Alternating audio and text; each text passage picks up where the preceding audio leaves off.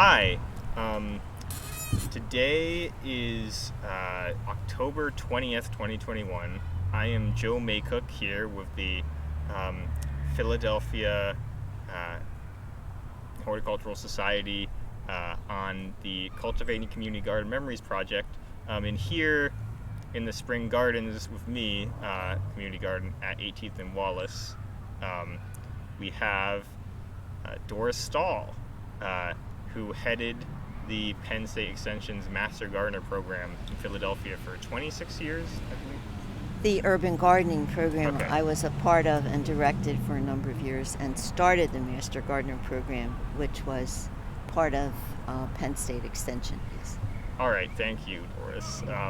But so I want to get into all of that, hopefully during this interview, and also talk about your work with the Spring Garden specifically, and maybe consider this site and this space a little more. But Okay. I wanted to start just by quickly talking about your background a little bit. So where did you grow up, and did you or your neighbors have gardens there? Actually, no, I'm a real city girl.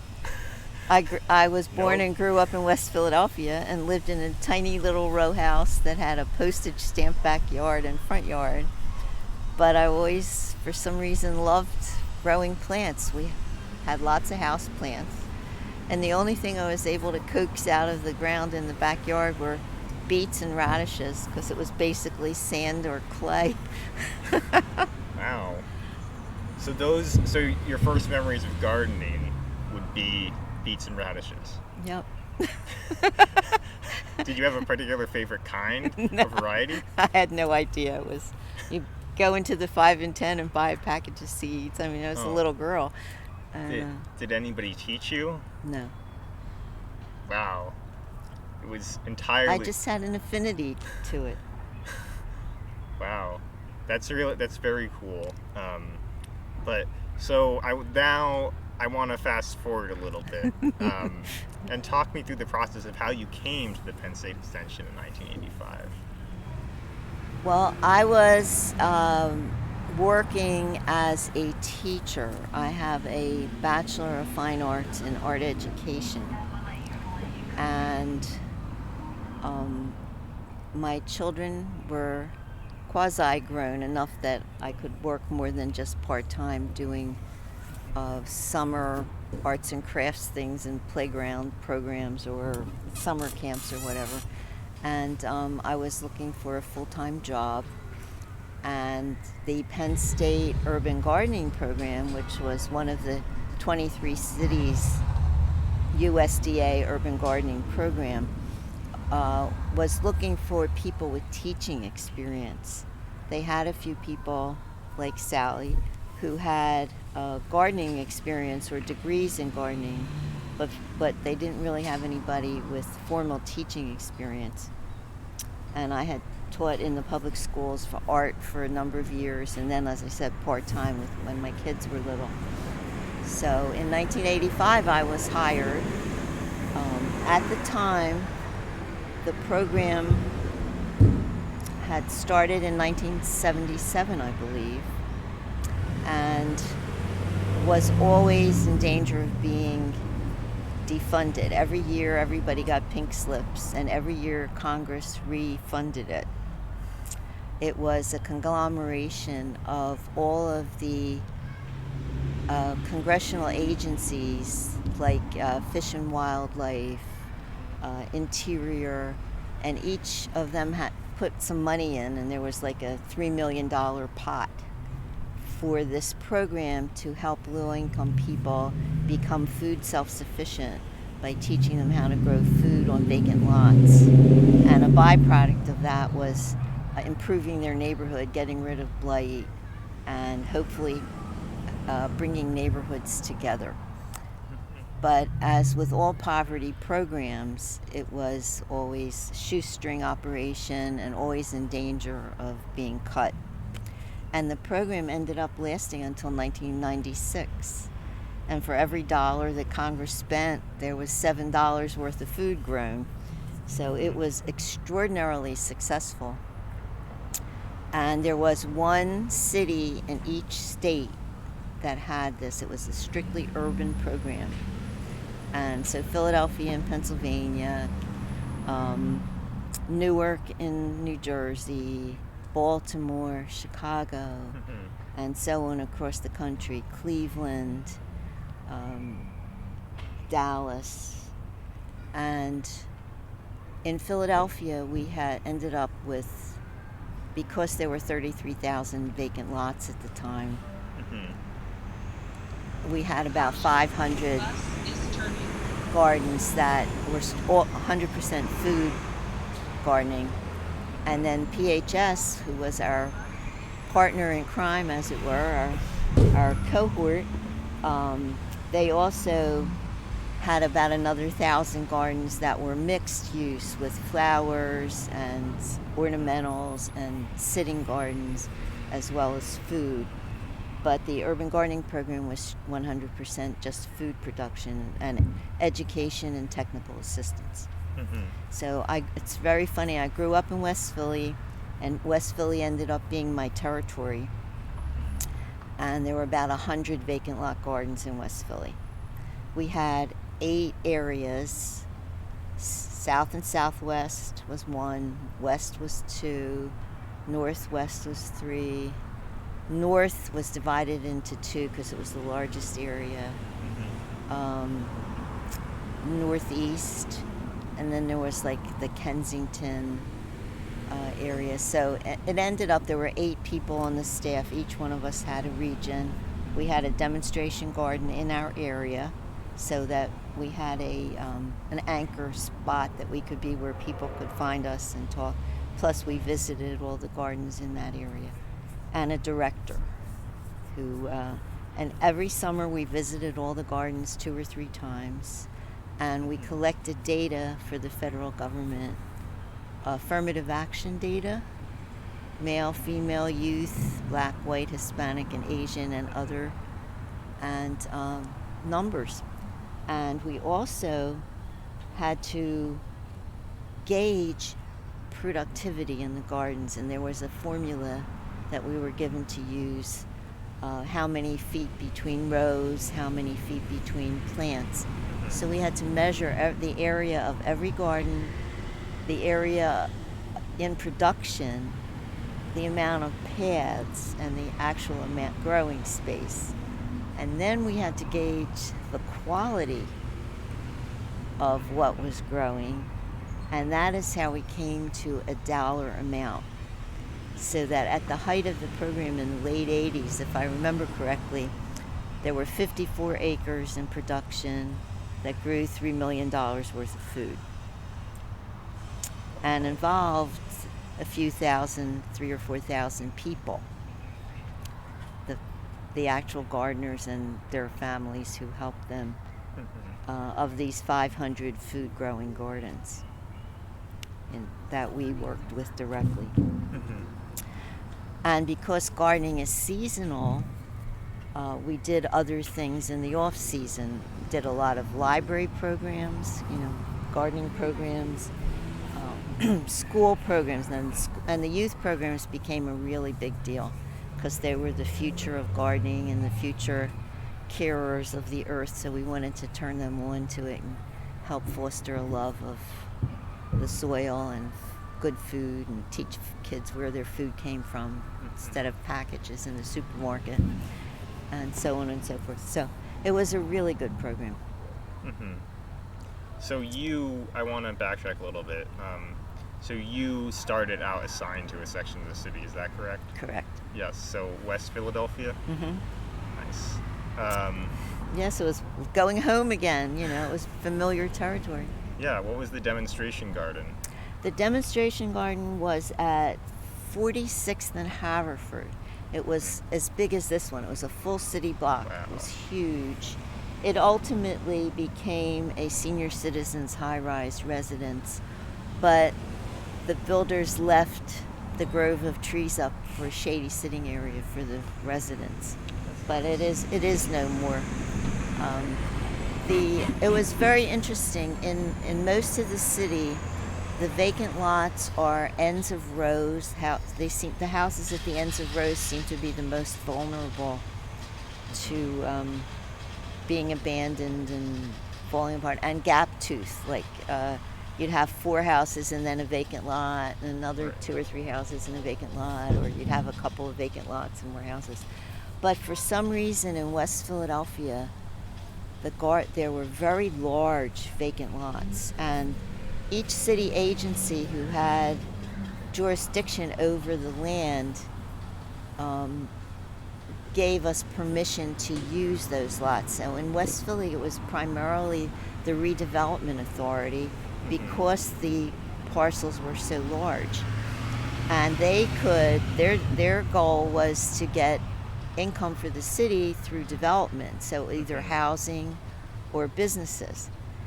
So they let us, for $1 a year, get a lease to use it, but they said, they could give us 3 weeks notice if they had a developer come in. And that's what ended up happening with quite a few of the larger ones, like my demonstration garden. So their houses were built, and some remained like parkland, and that was a different program that came in many years later that PHS actually did, where it was called lot beautification. And the ones that weren't developed were fenced with split rail fencing, and grass and trees were planted, and they became little parks that were originally maintained by the residents and then professionally when that kind of petered out. And Sally can tell you more about that. Okay. Cool. So I wanted to, I guess, ask also so how did your responsibilities change over time with the Master Gardener program? Well, as technology changed, so did the work. That was a big change. But initially, we were called agents, and later we became called educators. So it was a strange thing. You only had to have a high school diploma for this job. It wasn't considered, a need, and most of the people who were working there had bachelor's and master's degrees. People did it because they loved gardening, they loved working with people, they wanted to do organizing or, help people get rid of blight or develop areas of social service kind of orientation. And it was field work. If you were sitting in the office, you weren't doing your job. We were literally out in the field, visiting these gardens, talking to people, helping them, teaching.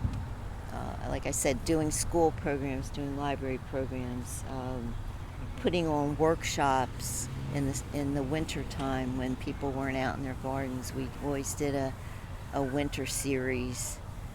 We did backyard, the stuff you could do at home in the winter with raising chickens, crayfish, tilapia. We started fish farms and basements, all kinds of different programs. It was everything that's being done now we did back in the 70s and 80s and 90s. Yeah, I think that you've mentioned previously to me that seafood growing was at one time something that your extension was involved in. Right, crayfish, where people could do these things on a small scale and augment the food that they were growing in their community garden as well. So we tried everything. It was a lot of fun. Everything. Yeah. And so did you remain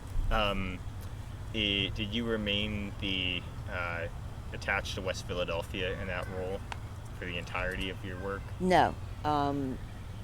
Once it was, well, first of all, we lost people. So the areas changed as the staff got smaller. And then in 1996, when the program was actually defunded by Congress, by then I had become the director of the program. So I wasn't out in the field, but I still kept on teaching and doing the work. As when I wanted to, I could pick and choose what I did then.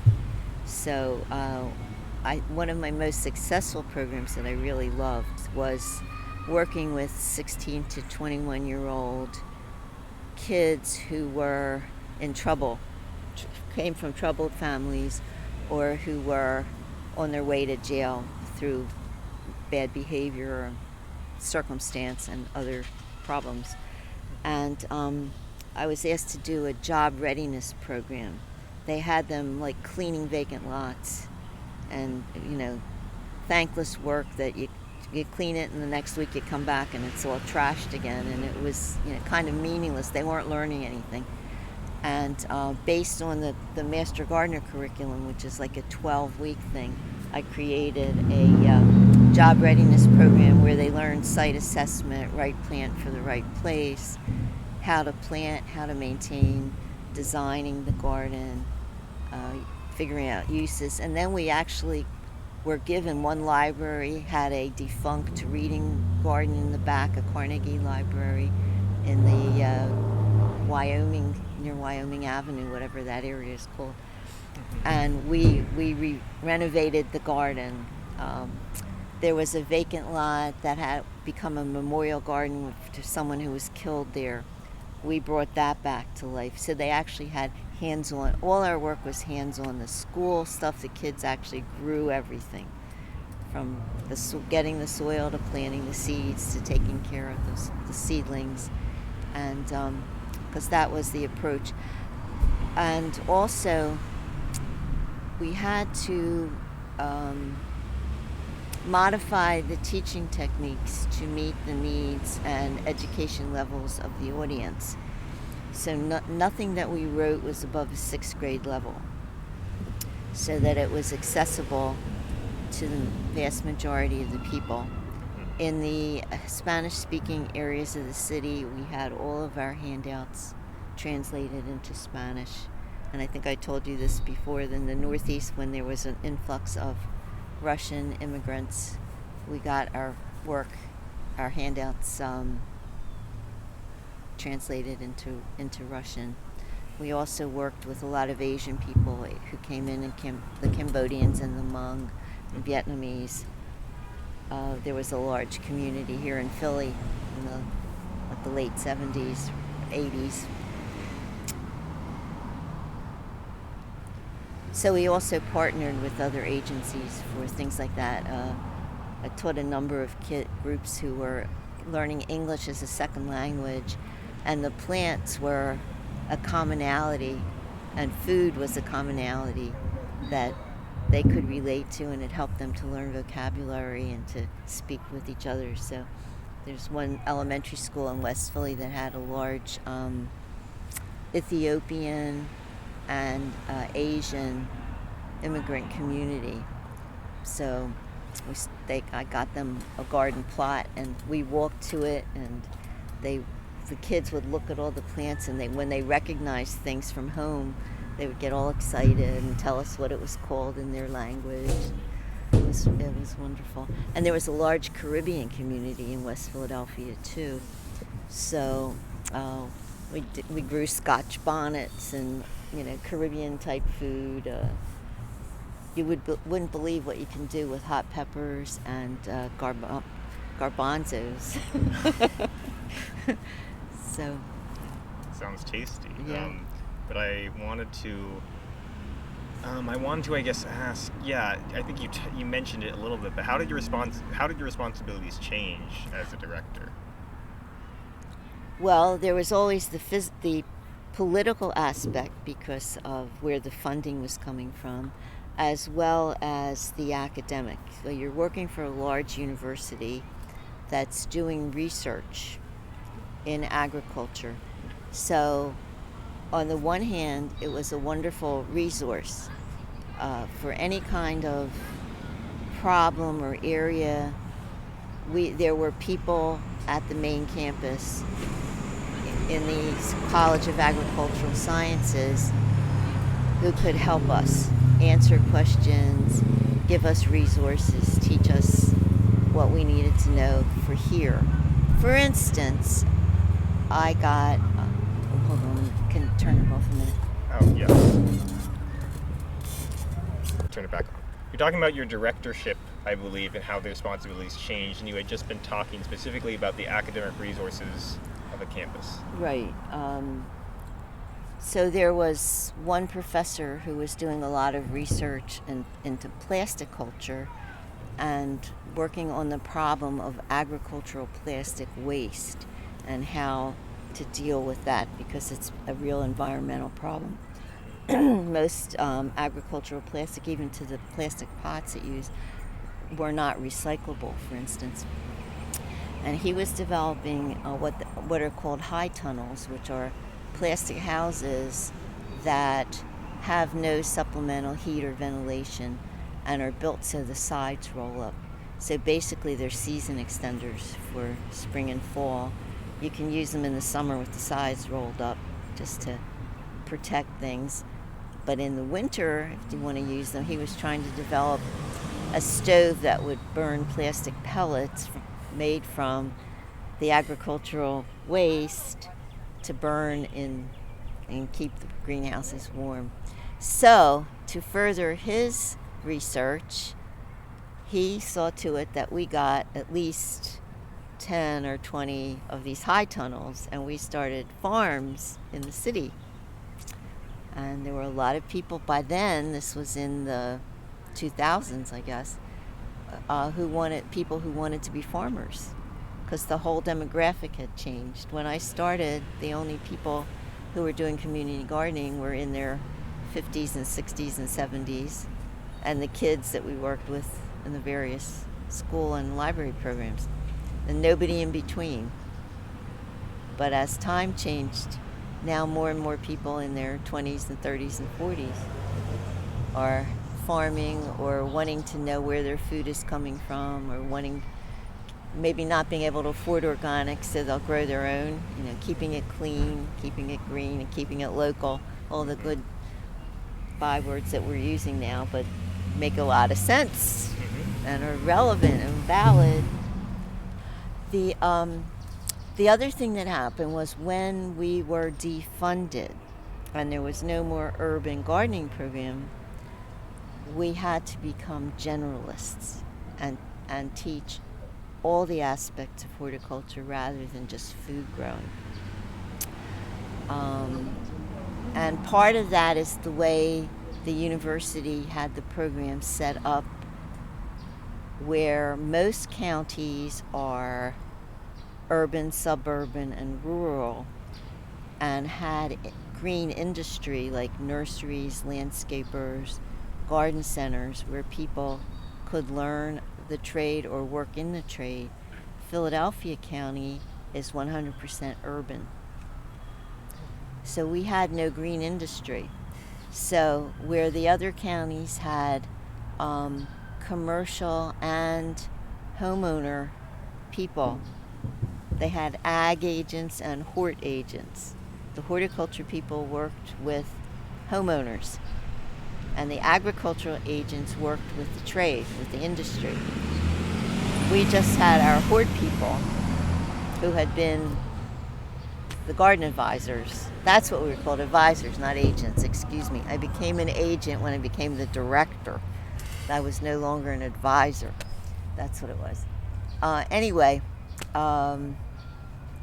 Then you had to learn about grass and trees, and each of these things is a specialty. People are arborists. That's all they know. People are turf specialists. They do golf courses and football fields and parks, and there are a million kinds of grasses. There are people who are just rosarians who specialize in roses. So suddenly I had to learn a little bit about a lot of stuff.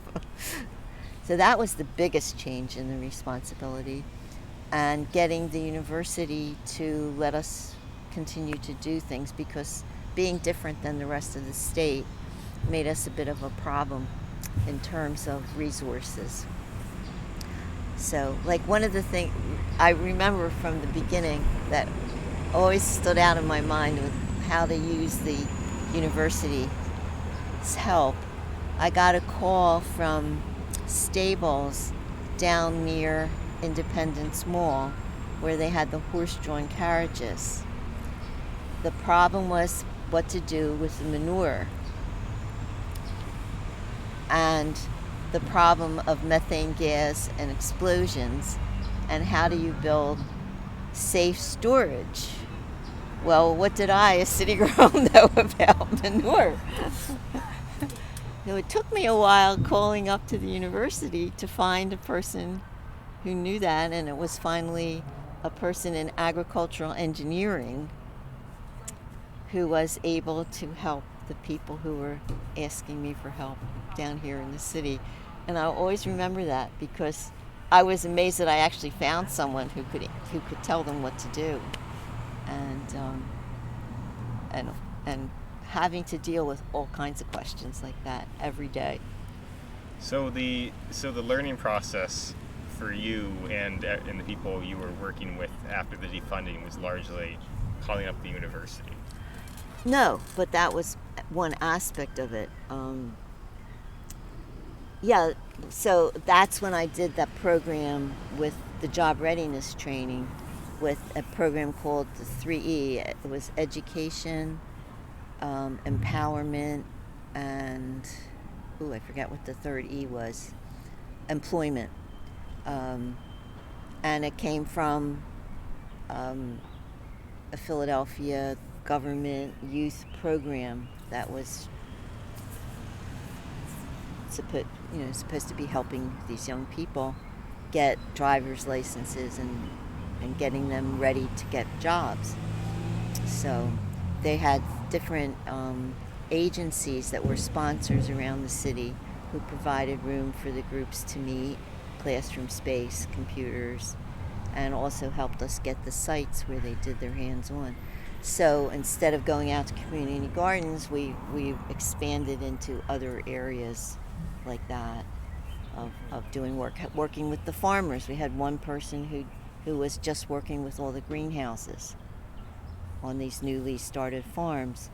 And the farms where there still exists, there's one at the Schuylkill Environmental Center, the Schuylkill Center for Environmental Education. Mm-hmm. There's one at Aubrey Arboretum. There's one around Belmont and Montgomery, and a site that was an orphanage at one time. So now it houses women and their children, and there's a farm on the grounds that used to be the ball fields, and they grow their own food for the residents. And so the different situations around the city.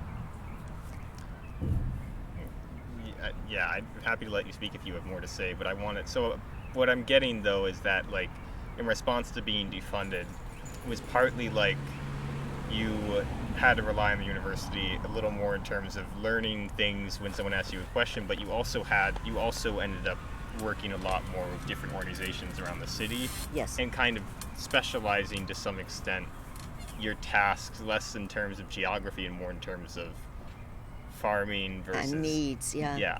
And that's also when I started the Master Gardener program, which was another statewide program through the university.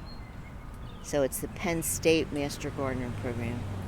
And the Master Gardener program started in Seattle, Washington in the 80s because there was one horticulture agent for the whole city. And when you have a big population, one person can't service all those people. So they got the idea to train community people, neighbors, homeowners, and spread the word through many people instead of just one. And gradually that program, with the University of Washington helping develop the curriculum, spread across the country. And so we have a Master Gardener program in Delaware County, in Montgomery County, in Chester County. So we gathered and trained people who wanted to become Master Gardeners together, the 9-county area. So Lehigh, Northampton, Berks, Delaware counties, we trained together. And the curriculum is a different aspect of horticulture. So you got botany, you got natives, you got vegetables, you got soils, you got turf grass, got communication, how to teach it. how to find resources, how to answer the phone, to answer questions, all that kind of stuff. So it was a terrific program. We would recruit people every year, train them, and then they were required to put in X number of volunteer hours to be certified as a Penn State Master Gardener. So that became a big part of what I was doing too from 2001. From 2000 is when the Master Gardener program is. Okay. Yeah. Cool. Noting that specifically down. And that's still going, even Right. though I've been retired for 7 years. And so, were you the person in charge of developing the curriculum in the Philadelphia area? No, there Okay. was a curriculum and a huge manual that each student could buy from the university. We supplied it. Of course, it was like $60 or something, and it was the whole 12 or 14 week course, huge binder. And then the way we set it up was this: each of us, the agents or educators who specialized, like since I had been teaching vegetables all those years, I taught the Master Gardener Vegetable Week and traveled to all the different training sites and just taught the vegetables. Someone else did the soils the next week. Someone else did the turf grass, who specialized in that with the industry. So we had 12 teachers, so my cohorts in the other counties, and each of us did what we were special in the teaching. And so we didn't burn ourselves out either. And it kept the course interesting. So we developed our own presentations, our own PowerPoints or slideshows and teaching materials. But there was a material that we had to cover from the manual. Yeah, from the university. Yeah. Yeah. Okay. Cool. So I want to, I guess, change gears a little bit right now, and ask specifically about the spring gardens. Okay. I know this was not a garden that you originally had under your purview when you were working in West Philadelphia. So how did you come to get involved with it? I moved into the neighborhood. Okay, and so when was that? 1993. Okay. So that was 3 years before you got defunded. Right. Yeah. So talk to me a little bit about the process of 1993. You come here. What do you see on this lot? A 1-year-old garden that was half developed. Where we are sitting now, near 19th Street and North, was the first part of the garden to be developed, from here to the center. And the second year of the garden, the other half got developed. And by developed, I mean lumber to outline 20 by 20 beds and soil to fill the beds. Good soil in the growing beds, fill dirt and crap around the perimeter for the barrier that was created. And I was working full time, still visiting all my gardens and doing that in the 90s. So I got a plot here. I had a 10 by 20 foot plot, and I managed to get here like once a week. So I used all of the methods that I taught to cut my work by 50%. Intensive gardening, mulching, vertical gardening, all the stuff I was teaching people, and had at my demonstration plot in on Haverford Avenue, and the other gardens that I worked in when we lost that demo here. So I was able to maintain it and grow some food, even though I couldn't put much time into it. And I didn't become real involved with the garden until after I retired. But you consistently had the plot. Right. And while the city still had a citywide harvest show that was basically put on by PHS, I got a second plot here just to grow stuff for us to enter into the show. The show is a big deal, and people get incredibly competitive about their string beans and their tomatoes and wanting to grow the best. So normally what you would do is go around the garden and ask people if you could pick from their plots and enter from the garden. It's not from a specific person or individuals. And for the community gardening competition, there were also individual competitions, but if you entered as a garden, the stuff had to come from the whole garden. And that's when they decided, instead, not everybody wanted you to take their stuff. People, wanted their best stuff to take home and eat, or their flowers or their herbs or whatever it was. So anyway, we had a special harvest show plot as well. So I did that for a while. But that no longer exists either. That ended. Okay. Well, if you would you like to show me your plot? Sure. Or show me around, any particular sites elsewhere in the garden that you were working on? I know that you told me last time we spoke about the perimeter project. Oh, yes. Well, that's been in the last, I guess, 5 years that we have a bunch of committees. This is a huge garden. We have over 200 plots.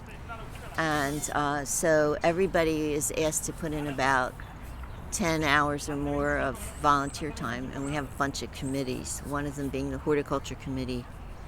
But before that, I started a composting program here. They had no composting, and then someone else was doing the perimeter. So that would have been in 1993 or 1994? Or? No. Also,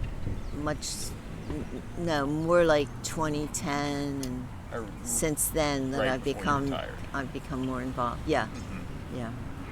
Okay. So I have started a kids' garden here, a rock garden. We're sitting right above my give and take culinary herb garden, where everyone can take what they need instead of having to use up a lot of space in their small plots to grow herbs. This is for everybody. And if they have herb plants that they want to grow in here, they can donate them to the garden. And so we're growing mostly stuff that people like to use, but I always put something different in. One year I grew blue African basil. This year I grew sesame and bay laurel, Thai basil as well, and borage, as well as regular oregano, thyme, parsley, sage, rosemary. So just keep looking at the rosemary. Yeah. Very nice. And this area over here is all native plants, and I got most of those big shrubs were donated from the Fairmount Park nursery. Which you had a hand in setting up the demonstration garden there. Is that correct? Yes. Yes. But not the nursery, though? No, the nursery is part of the parks where they grow the trees and other plants for the whole city, for the 10,000 acres of parkland. That's a whole nother agency that is also in districts and has an arborist for each district and supplies plants. So, and all of the plants that you see at the entrances to all the parks are grown in the greenhouses at the Horticulture Center, which is at Belmont and Montgomery. And they have on the grounds a number of demonstration gardens. So when I started with Penn State Urban Gardening, there was a demonstration vegetable garden there. And it was very small and very dark. It was surrounded by arborvitae, so it was all enclosed. And when I took over and started with the master gardeners, the person who was working there, I guess, must have left. We tore out all the trees and expanded the garden, and that was so. I didn't create that one from scratch; it was already there. But I had a design contest for the master gardeners. They redesigned the whole garden, and we had it judged by. Oh gosh. We had it judged by some landscape architects who liked the idea and helped. And what we ended up doing was incorporating everybody's idea into design, the best of each person, rather than having a winner and losers. And we rebuilt the garden. And I had started as one of my programs, I was working with the Associated Services for the Blind in Center City and was looking for stuff for them to do. So I brought them to the Horticulture Center, and each year they would get 30 to 60,000 cell packs, seedlings that are like in trays that are 1-inch cells, and everything had to be transplanted into 3 and 4 inch pots to grow, and those are the plants that you see at the entrances to all the parks and all the gardens. So it was perfect work for blind and visually impaired. We'd set them up at long tables with the trays and the plants, and once you showed them what to do, they could do that kind of repetitive work. So that became a big thing because the park was horribly understaffed and underfunded. The whole entire park had like 175 people for 10,000 acres. Really, really in bad shape. So, but based on my bringing these blind people there, they asked us to do a demonstration garden. So it was a garden for the senses for blind people, and that's also still there. But it's been changed a lot since I left. But the volunteers who had been there had a rose garden there, so we had to tear out everything with thorns, but put in herbs and lamb's ear, things that felt good, things that smelled good, and things that you could eat.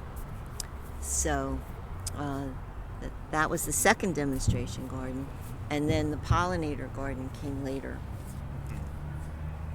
And the pollinator garden I also did from scratch. Redesigned. There was something there with fruit trees, and it was redesigned. Okay. Yeah, that's good to know. And I would like to get your thoughts on those specifically, but also, I want to see some of the spring garden. So let's take a quick walk. Okie dokie. And let me just call her back real quick. Okay. This is my friend who probably wants to get together but my plot's way on the other side. Okay. Well, I'll get to see more of the garden. So this is actually a medicinal herb. This is Comfrey. I just grew it as a landscape plant because it's pretty, it fills in the slope, and it flowers, and it's very hardy. So this is the culinary herb garden. Community give and take is what I called it, after the give and take jugglers. So, and I made the sign so people would know what, a little bit of education there. This is lemon verbena. Some of the signs have disappeared or broken, but it's the end of the season, so. Oh, look at this. It's full of flowers. Oh, is that comfrey again? No, this is borage. This is actually used as a cucumber substitute, but it's so hairy, I don't know that. who would eat it. But when it's young, I guess. But the flowers are this gorgeous blue, and they look great frozen in ice cubes and then floated in drinks. So. I had golden sage too, but that's gone now. So this was the sage garden in here. And that's just like a volunteer. No, it's or an here. old. This, I see. And this is golden oregano mixing in with the green oregano. Because I thought the green oregano was gone, so I planted more oregano and then it came back. And no, this is a weed. This is gout weed, and this is is just in this area. I think it came with the rosemary plant. One of the gardeners donated it, and it's getting worse. This is Vietnamese coriander. You might like the smell of this and the taste of it. Smells really good. Yeah. Reminds me of pho. Yeah. And this is, I cut back the plant. This is sesame seeds. Sesame. And each one of these seed pods, it's like 4 chambers, and it's loaded. So you get hundreds of seeds in each seed pod. Wow. Is this an heirloom variety? I don't know. Okay. Well, I grew it once in my plot. I'd have to look on the package. It was from a California Ma or something. The original seeds came from. Anyway, I planted these from seeds that I had from what I had planted in my own, and I left these here for people to take so they could have their own sesame seeds. But Wow. they've left them. Yeah, So that's really cool. and this is a bay laurel tree. Nice. With a little, I don't know what that you would call that device. But Well, I put that because historically they can't overwinter here. It was too cold, so you'd have to bring them in. And since this was getting big, and I wrapped it last year, and I used that as a frame to put fabric around. And since then, it was one skinny stick last year. This summer, it's just gone nuts. So I'm going to have to remove that and get something bigger to use to wrap it. And this is kind of a pollinator garden. There's hyssop and coreopsis and bee balm butterfly weed. and a kind of goldenrod and daisies, black-eyed Susans, that are all pollinator plants. St. John's wort. And the comfrey was here, and I thought it's too big for here. Dug it all out, replanted it there, but you can't get rid of this stuff. Yarrow's another pollinator plant. Russian sage is another. Yeah. So, Lovely variety. and this was all red before and red back there. It's the end of the season. We haven't been watering, and we haven't had much rain, so it's looking pretty bad. This is a prostrate sumac, which also turns out to be way too big for the spot. It said it would get to be 10 or 12 feet wide, but I thought, oh, it's going to be contained. It won't grow that big. It's leaning out over the path. Oh, yeah, it's come out to here, so I have to keep cutting it back. Wow. And see, like that's Joe Pye weed. That's a real butterfly magnet. These are anemones that are growing now, flowering now. Nice. And cosmos. Nice. But this is spice bush. Two spice bushes I put in. Lovely. I love spice bush. Yeah. Lovely seeds. I mean, lovely fruits. So this is maybe 2 to 3 years old, and this is a year younger than this. I put these two in. These were the last ones to get planted. The other ones were all donated from the park, and they gave me plants that were in like 2 and 3 and 4 gallon things, so they were well established. So within a year, they were big and flowering and just amazing.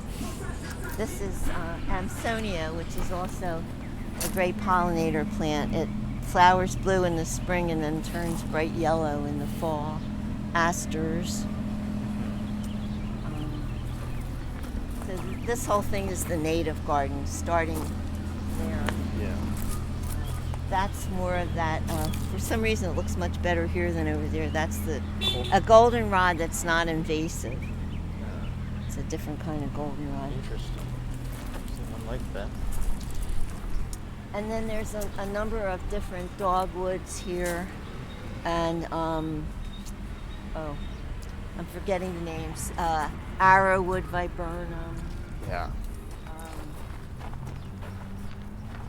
Virginia creeper, Virginia spire. I'm sorry, not Right. creeper. I was looking Creeper's for the vine. Virginia creeper. No, Yeah. no. The only thing that was here from before was this dogwood, and everything else I put in. This is catmint. Nice. And this is the silky dogwood, Buenos, Florida. And I thought this was native, but it's not. It's Caryopteris, but it grows, it loves it here. It's funny, I mean, things that come from the same latitude and longitude and the same climate do extremely well here. So, and the butterflies and the bees are all over this thing. So I'm not sorry it got planted. You're not sorry it was planted. And this is an unusual one. This is called mountain mint. This is Oh, its flower. I wanted this for, Yeah. as an edible. It smells Smells- very good. It smells like gum. Isn't it wonderful? Yeah. And that's another viburnum that I actually Lovely. started from one that's down there. Took off new cuttings and Oh. propagated it. And a lot of daylilies. Mhm. We just got a tree out of here, got the stump out, so that's why this is all dug up. Yeah. Okay. And this is a really good pollinator plant and a native. It's a Phlox paniculata. I wanted to grow that this year, Yeah, it's but a I really pretty pink one. just wasn't sure if I could find a good site for it. Yeah, that does need full sun. And sedum, autumn joy. Yeah. So this was here, and the dogwood, and everything else I put in. Has been you. Yeah. The reign of Doris. So that's the native garden. Mm-hmm. So the Montessori school has this plot, Mm-hmm. and the Waring school has this plot. This is one of the community gardeners who is doing this with her children, and they've been doing fundraisers for Waring and for the garden by having flower sales and selling bouquets. Well, asking people for donations. That's really cute. Lovely dahlias. Yeah, and then this is the official children's garden. So you can see, we were going to make a hopscotch, but we didn't get quite that far with our path. And the first year I did it, I also had a tunnel that the kids could crawl through, and grew Thunbergia Susie vine on it, or tiny little orange flowers all over. But it took up too much room, so we took it out. And Lisa, who has this garden, took this over because it was just too much room. So they grow vegetables, and the older kids are at that end in the raised beds. And then this is the flower part. So, and because we got these 3 beds for disabled gardeners, the raised beds, and nobody wanted them. Oh. And they were all out here. So I said, if nobody uses them, can I put them in here? Then the little kids won't trample what the big kids are doing. So that's how these happened to get here. And they had tomatoes and different stuff in them over here. I can see the tomatoes must have been tall. Yeah. They still won. And then they grew beans up the teepee. Pole beans. Hopefully. So you're seeing it at its worst. It hasn't been. Well, I can imagine based on what the remnants are. But where is your plot? Oh, down this way. Yes. Let's go see that. So you can see it was developed to here. They purposely left this open space for events and picnics and stuff. And then the second year they brought in the wood for here. The wood in the soil. Yeah. And so that's why your garden plot ended up being on this end, because you came in 1993. Yep. Let's see, the garden's 26 years old, so what does that make? The start date? 26 years old, it would have been 1995. Oh, then my dates are off because I joined the garden in its second year. Okay, so it must have been you joined it in 1996 around the time of the defunding. Yeah. So originally all the plots were 20 by 20, and then they made 20 by 10s, and now they've made them 10 by 10s as well. So there's 3 size plots with 3 different fees. So as they get more and more people, the plots have gotten smaller. And I got everybody to use the salt hay. I started, like the first year I said, you gotta mulch, cuts your work down, blah, blah, blah. So maybe 7 bales, 7 people. This year, we ordered over 100. Everybody's doing it because it works. Yeah. This is the city harvest area where food is grown for feeding programs. It's all given away. And this is a little memorial garden and sitting area. It's lovely. Nice oak leaf hydrangeas. Yeah. And then this is my plot right in here. So this is for the hort committee. I get to keep the tools. And so you have a little sign here with the 4 seasons of composting. Yeah. So you're educating even in your own plot to anybody who passes by. Yep. Yeah. Can't help it. Hey, Jen. How you doing? Good. I'm being interviewed, so I can't talk. but I do want to tell you something. So anyway, I had 4 parallel raised beds, which was extremely efficient. You could reach in from each side without ever walking in the beds. And they heat up faster, it's easier to water, blah, blah, blah. But over the 20 years, the wood has rotted. So I lost my 2 beds there, but I was able to salvage one of the pieces of wood. So this was part of one, and this was part of one. Mm-hmm. So I turned it around, and then I found this wood in the garden, so I built that. Wow, your beans are so tall. Yeah, this was amazing. These were red cardinal runner beans. And now I'm growing peanuts. Oh, these little things. Yeah. I see. That's really cool. I'm sure I've seen these in gardens before, not knowing what they were. So. And it had little yellow flowers.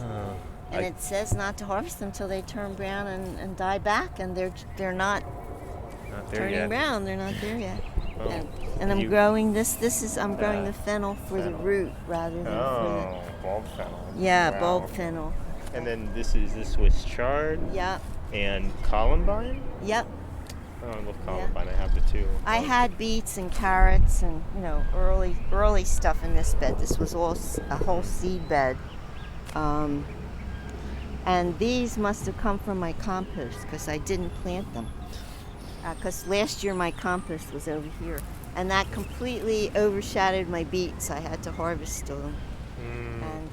And my onions. You're still growing beets all these years later. Yes. So this is my compost bin. You have a thermometer and everything. Yeah. And this is actually, I think, very ornamental, but it's an edible. It's sort of like sorrel. I can never remember the name of it. It's real lemony. Let me see if I can find it.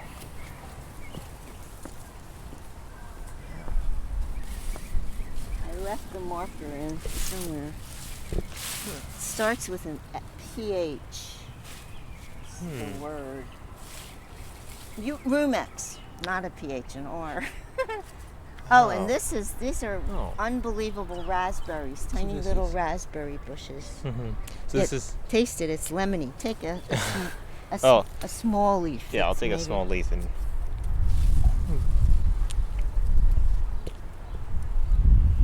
And I do have regular sorrel. Oh, it's bitter now. That's not good. Yeah. It's pissed. But I'm going to transfer these out into the perimeter because it's just pretty. Yeah. I don't know if you've ever tried dock, but yeah. Yeah, it's the same. Yeah, it's the same. Well, the bitterness is the same, but if you try the dock stalk, the flowering stalk, it actually, I'm guessing, would taste like this because they must be related for one. Because and for another, like I can tell from the way you described it as being lemony that like it would be. But this isn't. I researched it, but that got old and no good. Whereas the sorrel is a whole other story. Mm-hmm. This is delicious. What is it? Water spinach? No. Sorrel. Oh. That's better. That's how that tasted in the spring. Mm-hmm. Yeah. I don't know if you've had the wood sorrel weed, oxalis. Oh, that's good. Yeah, same. The little one that looks like clover. Mm-hmm. Oh, I love that. Yeah. Mm-hmm. Mm-hmm. That was the first thing that was the first weed I ever ate, I think. But yeah. And so then you have some Swiss chard over there, and these No, lovely this beans. is the next person. Oh, okay. But you have these lovely beans. Yeah. So let me show you. These beans are amazing. They're pink and red and striped. And so you're growing them for the dried bean. Yeah. Oh yeah. Wow. Aren't they beautiful? Yeah. It's called a Scarlet runner bean. Mm-hmm. Huge and lovely. Yeah. Are they? Well, are they edible at this stage, or would it be something You'd you have wanna to cook them. Yeah. No, it's kind of tough. You can't eat the pod when it's this big. You have to eat the pods when they're really tiny. And they just didn't come out. They'd grow these long stems with lots of flowers along the stem, like a million red, gorgeous salmon-colored flower, and no beans. And I waited and waited and waited. So I waited too long, and now they're all too big. Oh, well these. But now these are drying, so that's going to be good. These are drying, so they'll be. So, because when they're little, even these finally turned. So. Oh. Yeah, dark and a little bit of pink. Yeah. Wow. So you'll be able to grow them again next year from these. Right. And you'll also get plenty that you can use otherwise. Right. Cooking. Wow. Right, That's right. cool. And I had peppers and tomatoes and white potatoes in the early on. You know, I do a spring, a summer, and this year I didn't put in a fall garden though. So usually I'll add do peas or arugula or. So yours is up to this board specifically, and then it turns to the next person. It's 20 this way and 10 that way. Wow. So where the compost bins are, that's the next person. So I have a path, a bed, a path, a bed. I had a path, a bed, and a path and a bed, but that changed my design. Cool. Okay. I'll back out. Oh, and this is a volunteer. Which? This. No, is that's onions. I have onions all around. I didn't notice more of them. I use onions also as an insect repellent. They're here too.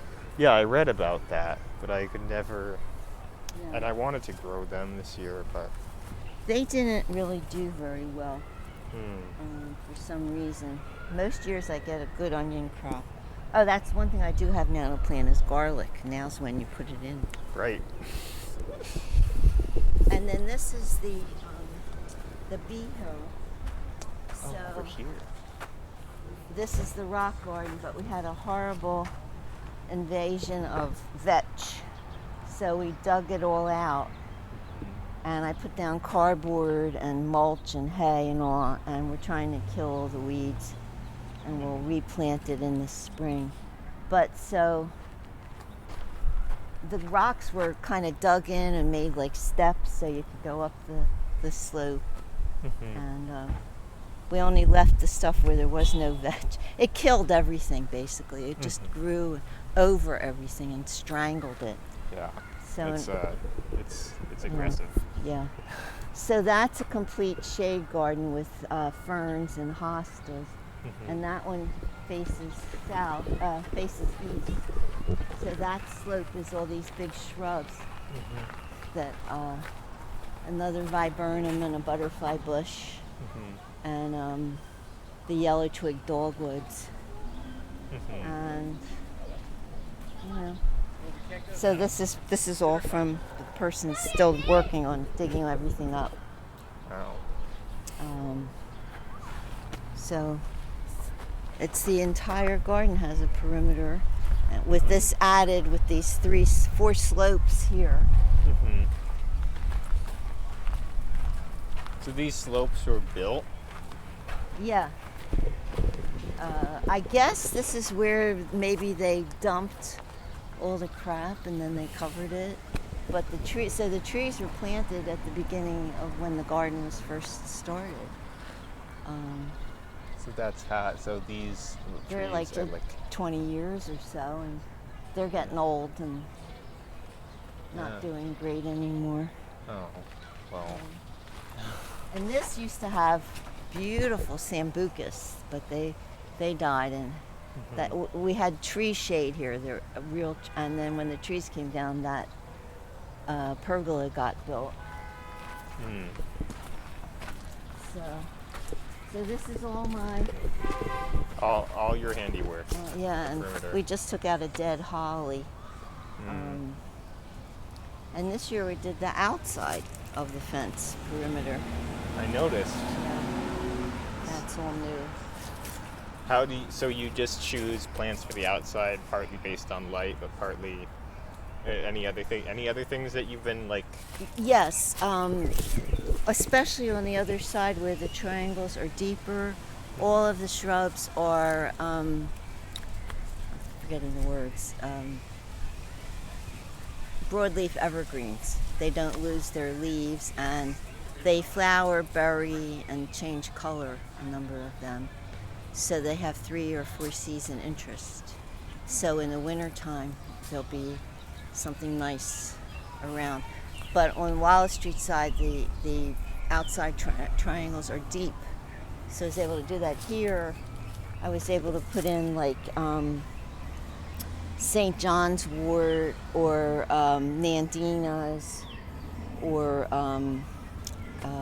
euonymuses. So they all keep their color over the winter and don't lose their leaves.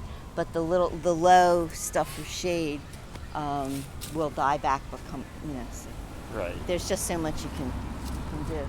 But the idea was to try to have around all year round interest in the outside. Yeah. So, and we have a couple magnolias here. Yeah, this is the baby that I use to propagate the ones over there and the ones down there. The Yarrow viburnum. Yeah, when it gets new growth, you just cut the growth and then try to Lovely. root it. That's really cool. I love them. They also have edible berries, I believe. Yeah, and then they get the yellow bark and yellow wood in the winter, so it has an interest there as well. Okay. All right. And so that's the memorial garden. Yeah, well, Nice. the benches, the guy, the gardener he bought the benches and the table, they're teak, and put up a little plaque for his wife. So he ended up taking care of this when the trees came down and we had to start it all over again. So he plants all these dahlias, and these were from her garden, so he transplanted them here, that kind of thing. And I just advise him. I don't know what this is all about. The hose and the wheelbarrow. Well, the hose is for watering this whole area. I don't have any water there at all, so I have to drag long hoses from where there is a water source.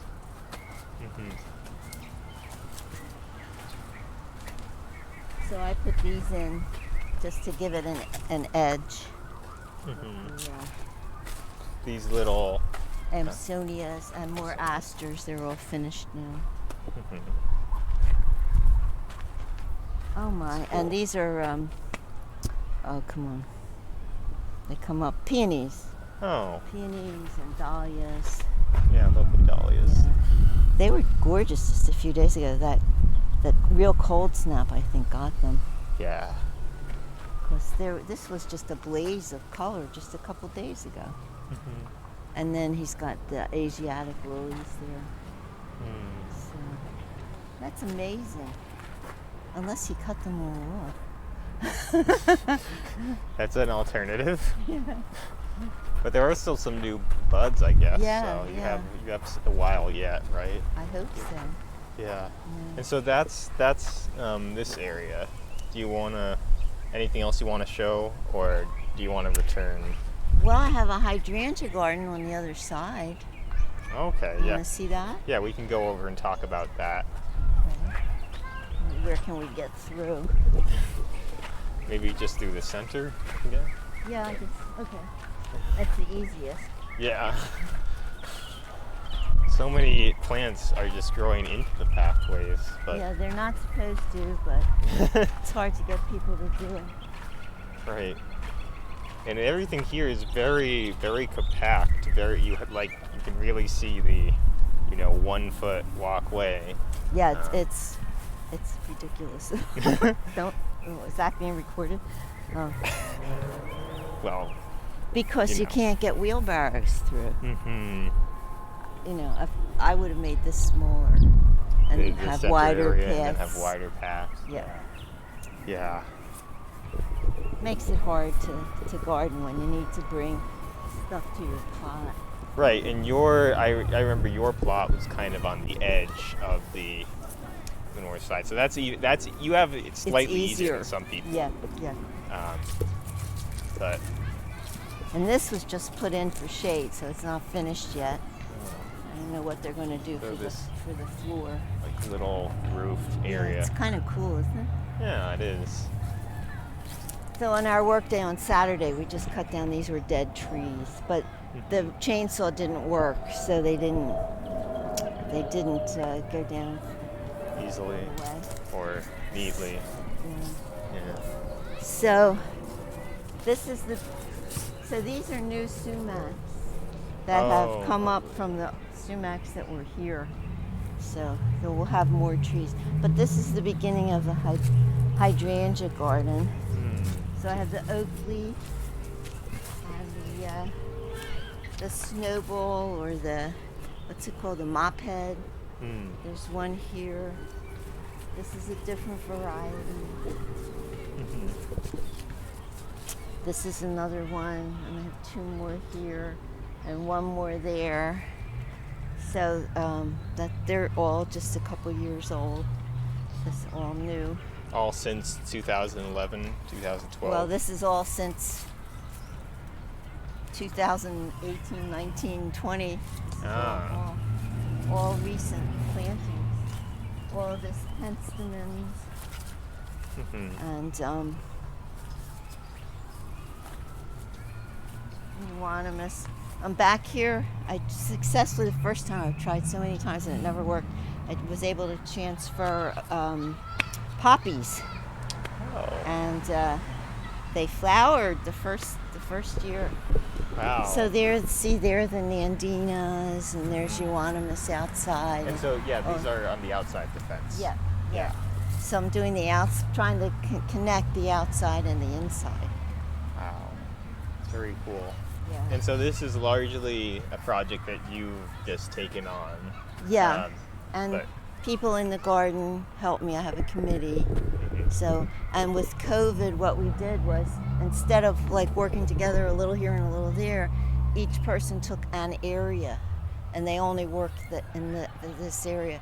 So one person has from the gate to the end, and one person has from the end to the gate.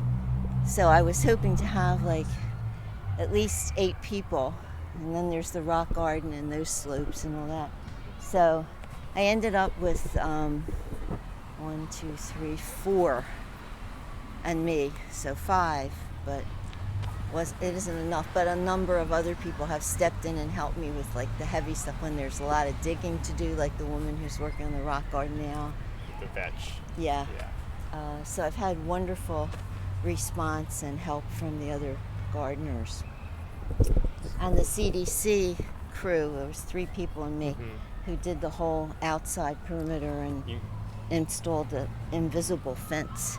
So by CDC you mean the Center Development this is the Spring Garden Community Development Corporation, who got a grant to buy all the plants that are on the outside.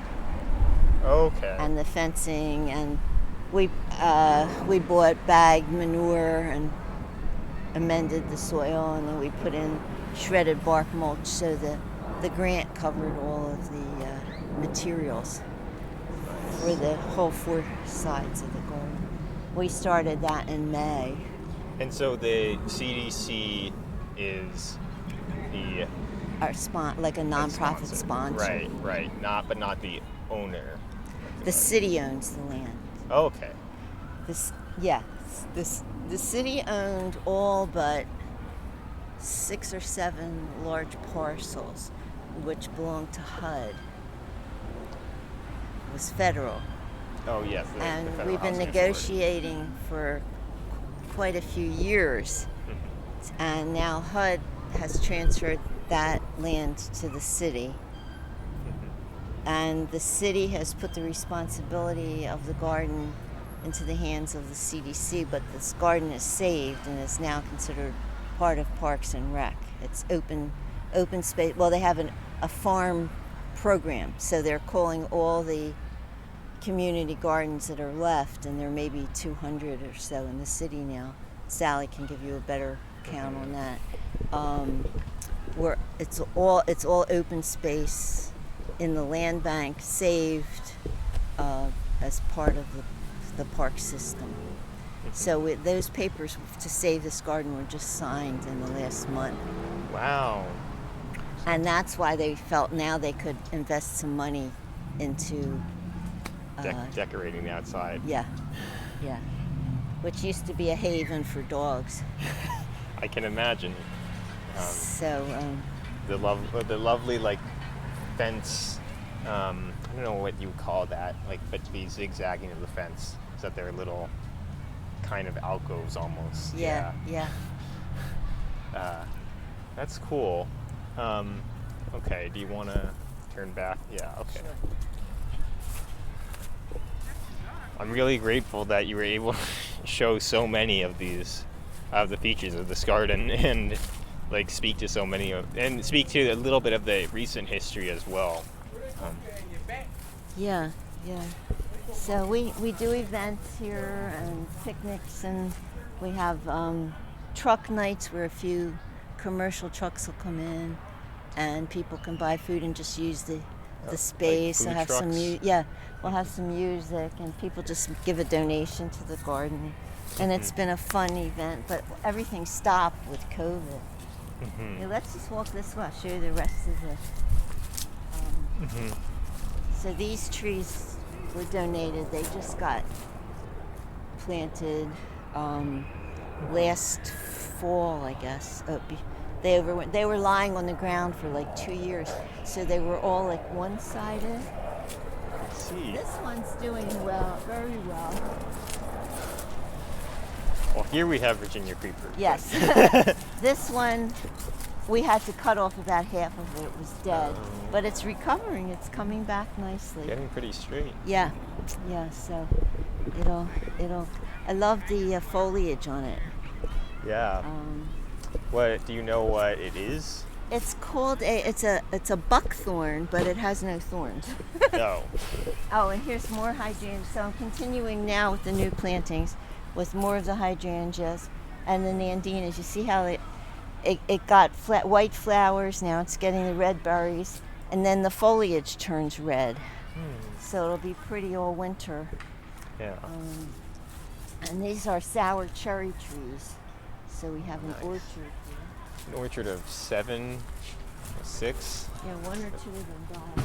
So Yeah. these sumacs are alive, but you can see how it dies back. So the 3 that came down were like, if we had cut off all the dead branches, there would have been almost nothing left of them. So we just took them out. Yeah. So these are Pieris japonica.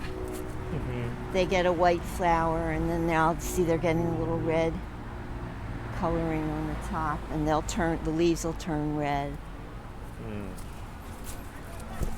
these are, I think it's a regalia. I forget, and more. There's another oak leaf hydrangea. So I've got roses and regalias down here.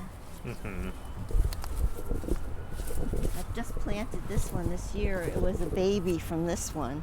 Oh. Dug it up and moved it over, and it's doing great. A Weigela? Weigela, W-E-I-G. Weigela. Okay.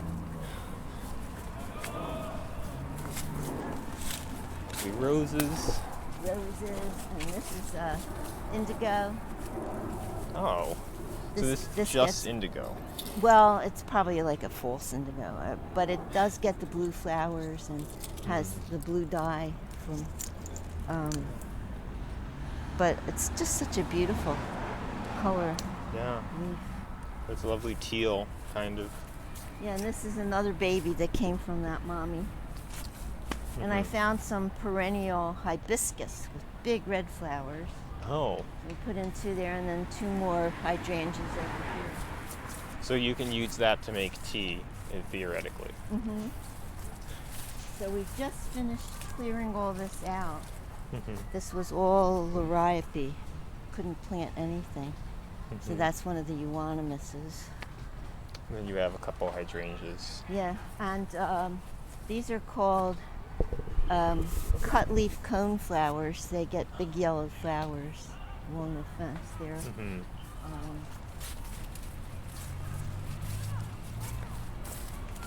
And this is the last thing that got planted. This all just got cleaned out, like I think we finished 2 weeks ago. Wow. And but I just put in, one of the gardeners was cleaning out her plot. She gave me some more yarrow. I discovered these 2 yarrows in here when we cleaned it out, so adding more yarrow there. Yeah. And a little bit of columbine in the back here. Yeah, and it does beautifully here in the full sun. I always thought it was a shade plant, but in this garden it grows in the sun. So here we are. This is it. Yeah. Okay. So yeah, you lead the way. All right. We'll go back to where you left our stuff. Yeah.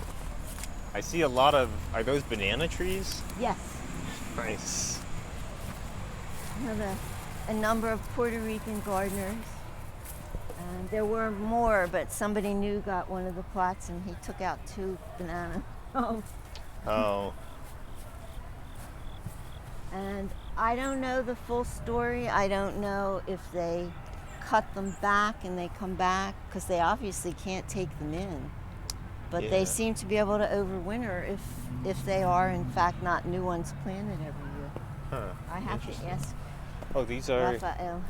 So these are passion fruits. Yes. Oh, lovely. Yes. Yeah. I love. They're gorgeous, aren't they? The Yeah. flowers, I mean. Yeah. I haven't eaten passion fruit, I don't think. Have you? Yes, I have. There's a native one, actually, the maypop.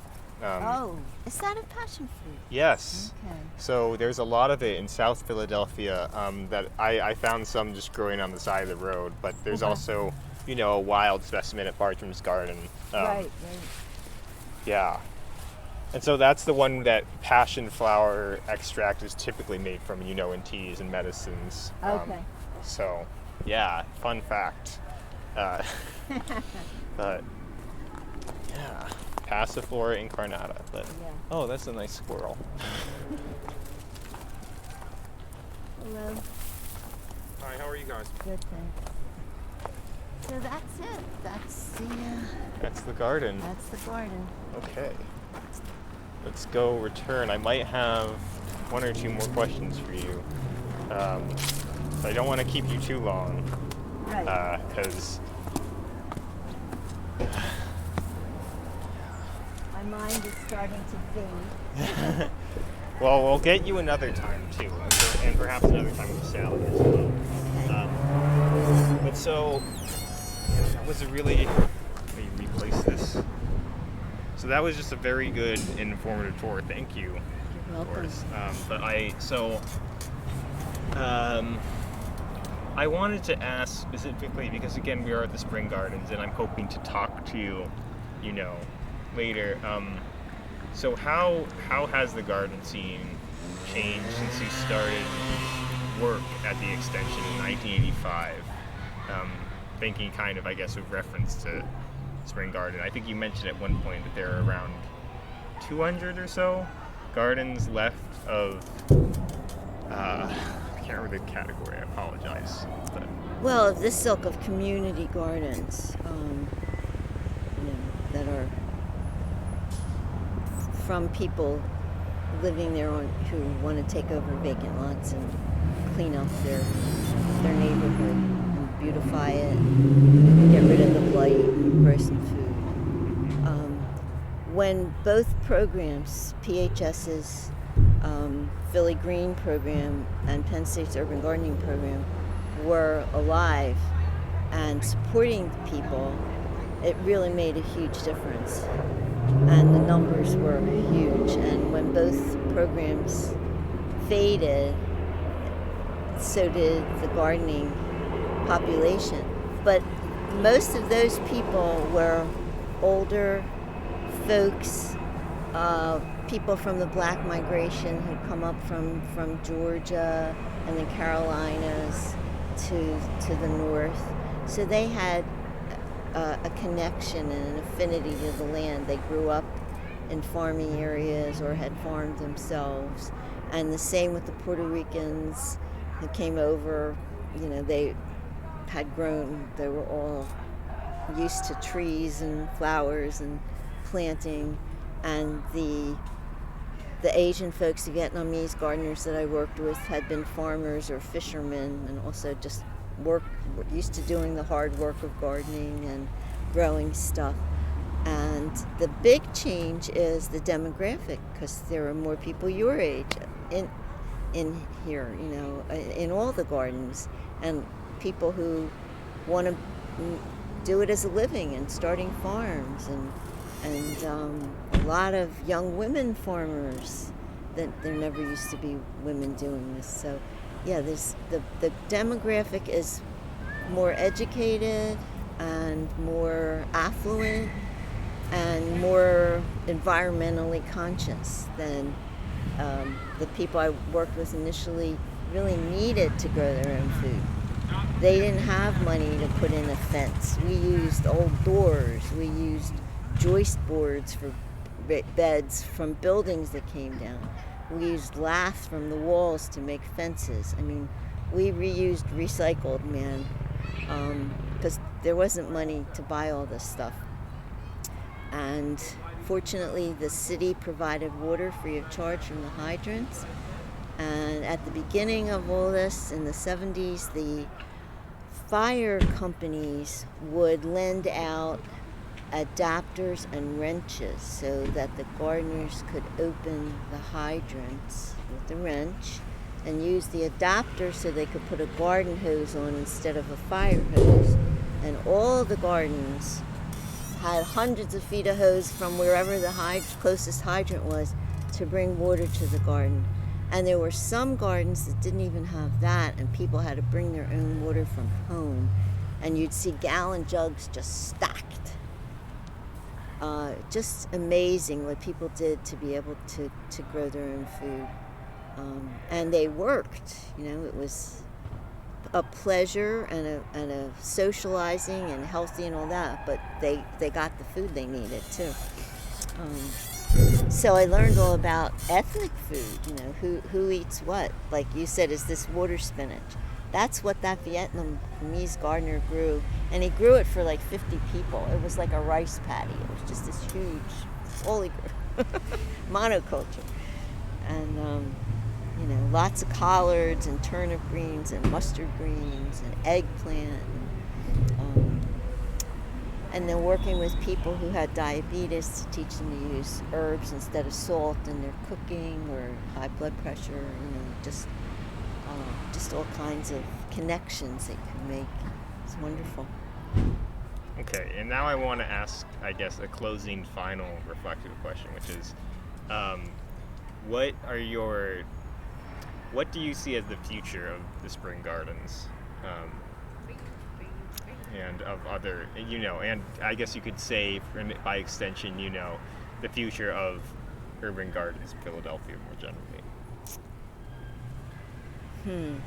Well, now that the garden is saved, the future is limitless, I suppose, because now you can really start making investment, because there are also rules about not having permanent structures on community gardens, especially if the land was going to be used at some point for development.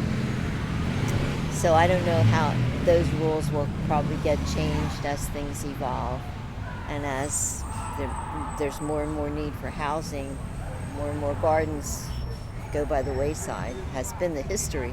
Maybe that will stop now, as the realization that we need to plant more trees and have more green to help with climate change, maybe that'll change attitudes about open space as well, make it more valuable, I'm hoping.